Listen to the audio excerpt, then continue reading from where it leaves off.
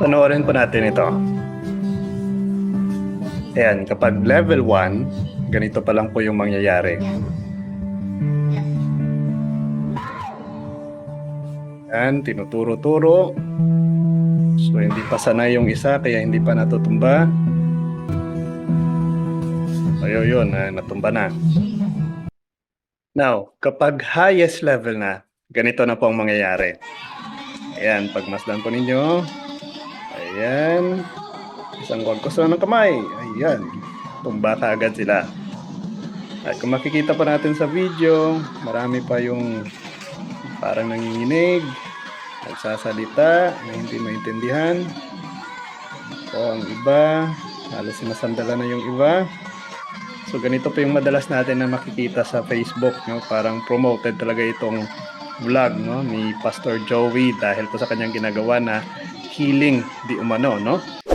Well, sa Biblia, may mga halimbawa po ng mga kakaibang reaksyon kapag ang Espiritu Santo ay nagpakilo sa isang tao.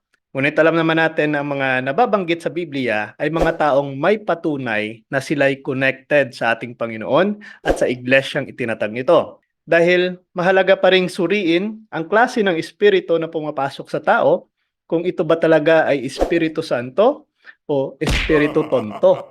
Halimbawa na lang po, sa Acts chapter 2, verse 1 to 4, ang mga apostol ay nagsimulang magsalita sa iba't ibang mga wika at napuno ng banal na espiritu.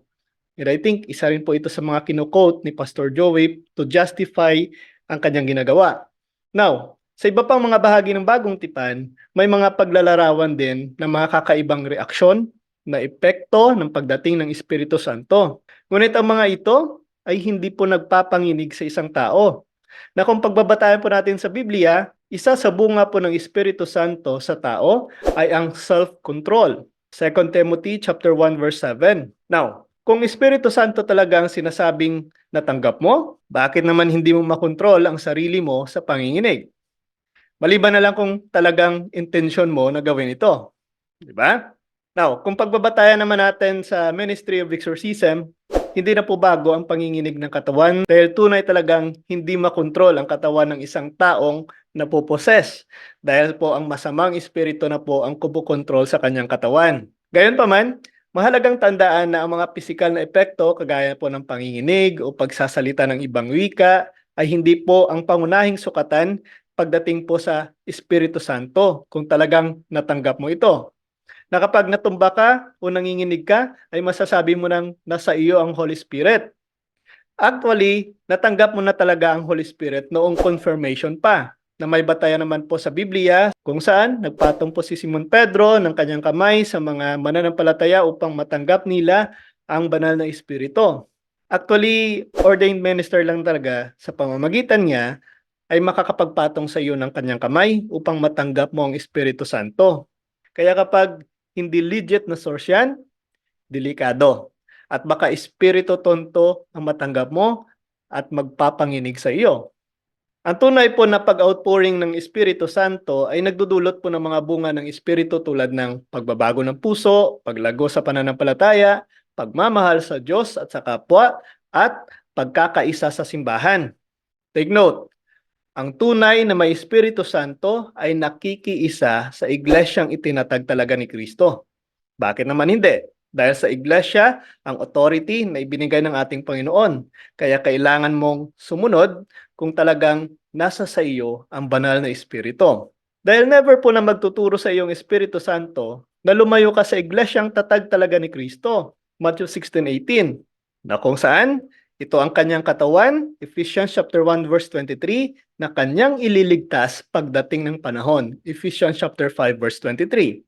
Sa panahon natin ngayon, mga ka-curious, ang mga pisikal na epekto na ito ng pag-outpouring ng Espiritu Santo ay maaring mangyari pa rin sa ilang mga mananampalataya.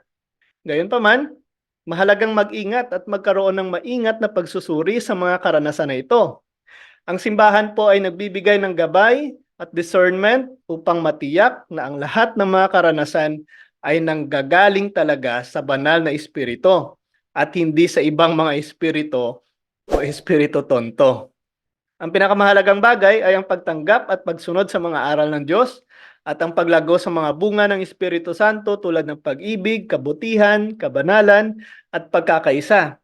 Ang anumang mga pisikal na epekto ay dapat na sumusuporta sa mga ito at hindi maging sentro ng ating pananampalataya. Kaya sa pagkakataong ito mga curious, dapat maging mapagsuri po tayo. At hindi na po tayo dapat magtaka pa dahil kung ano lamang ang itinuturo ng simbahan ay yun lamang ang dapat natin sundin. So sana po nakatulong po ang ating video na ginagawa at sana po ay nasagot po ang mga katanungan natin na nagbibigay sa atin ng pag-aalinlangan sa ating pananampalataya. Kaya mga ka-curious, ibahagi niyo rin po ang video na ito upang mas malawak pang maabot ito at mas marami pa ang matulungan ito.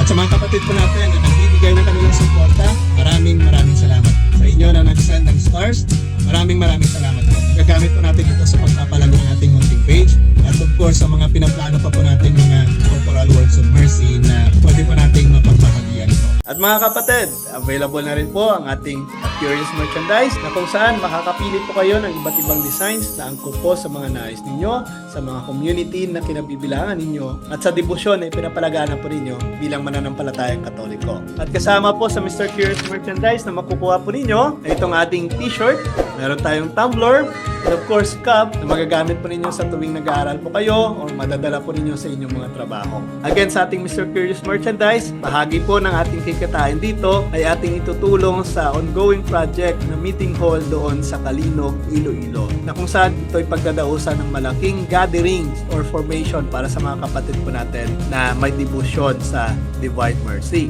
At kung isa po kayo sa mga nais maranasan ang awa ng Diyos, maaari po kayo makipagsangguni o mag-participate sa ating isinasagawang formation doon sa Divine Mercy, Kalinog, Iloilo. So ayan, maaari nyo po ako makontak sa aking personal Facebook page, Dan Soberio, na kung saan directly makakapag-message po kayo patungkol po sa ating Curious merchandise. So sana suportahan po natin ito upang mas mapalawak pa natin ang ating ginagawang evangelization. Muli po, this is Mr. Curious Catholic, kasama po ninyo sa pagtatanggol ng ating simbahan. Pro Deo et Ecclesia. Sa Diyos po ang lahat ng kapurihan.